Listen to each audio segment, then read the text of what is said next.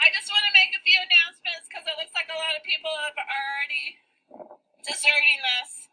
But we have a lot of great speakers and musicians coming up. And tomorrow we're starting a program called Civil Assistance instead of Civil Resistance. We will be at Lafayette Park in front of the White House at 11:30 till about 1, going up to say, this empire is illegal.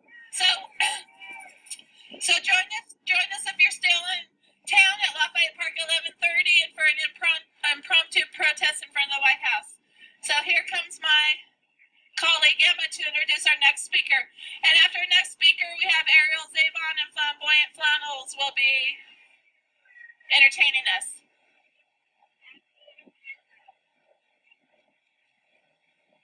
I'd like to introduce our next speaker. He is the founder and national director of Movement for a People's Party. Some people know him as Nick Brana. I'm hoping he brings back the Nye, and it's Nick Braña. We had a little conversation about that before, so welcome with me, Nick Brana, or Nick Braña.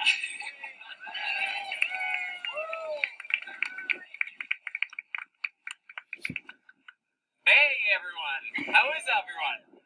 Yeah? Yeah? Maybe everyone should jump at the same time? Get a little warmer? There you go. So I want to thank Emma, Sydney, Bonnie, and the whole Women's March and the Pentagon team for putting on this fabulous event. And I want to say that I'm here because 6 years ago, I stood on the other side of those walls. And what I saw haunts me to this day. I was working for John Kerry in the Senate, and the Pentagon hosted what it called a Wounded Warrior Welcome. I attended with my colleagues, and we lined the walls of a long corridor. As the Iraq war vets began to go by, some were limping, many were in wheelchairs, row after row of them. Missing arms, missing legs, sometimes missing both. They tried to hide their pain, but it was often betrayed by a grimace. Watching these poor young men struggling down this hallway, condemned to a life of disability, I was struck with a sorrow so consuming that it was difficult to stay there. As person after person passed me by, my mind turned to one question. For what? For what were those men maimed? For what did Casey Sheehan die? For what were hundreds of thousands in Iraq, Afghanistan, Libya, Syria, and Yemen killed? Since the Second World War, American politics has been marked by a familiar pattern.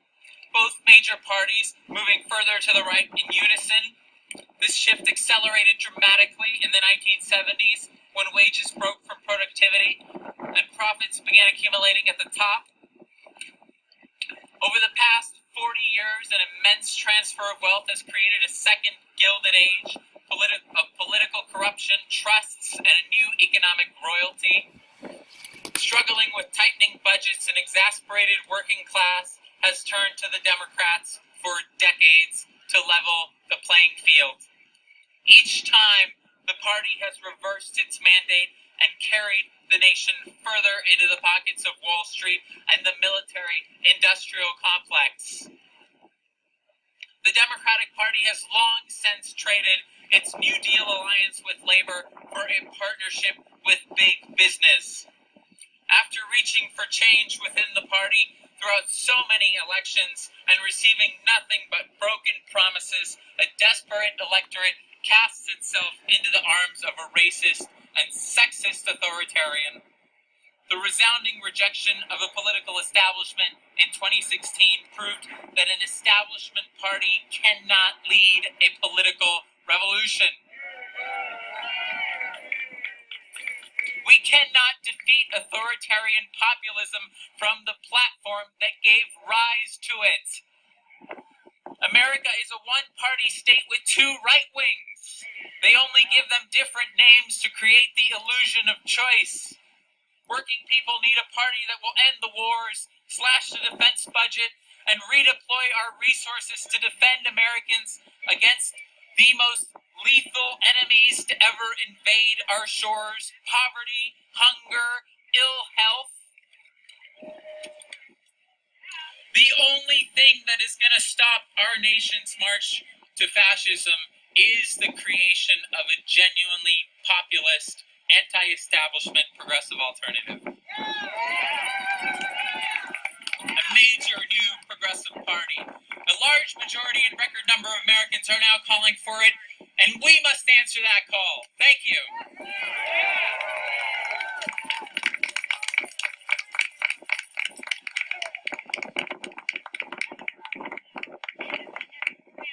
The Movement for People's Party and Nick have also been with us from almost the beginning.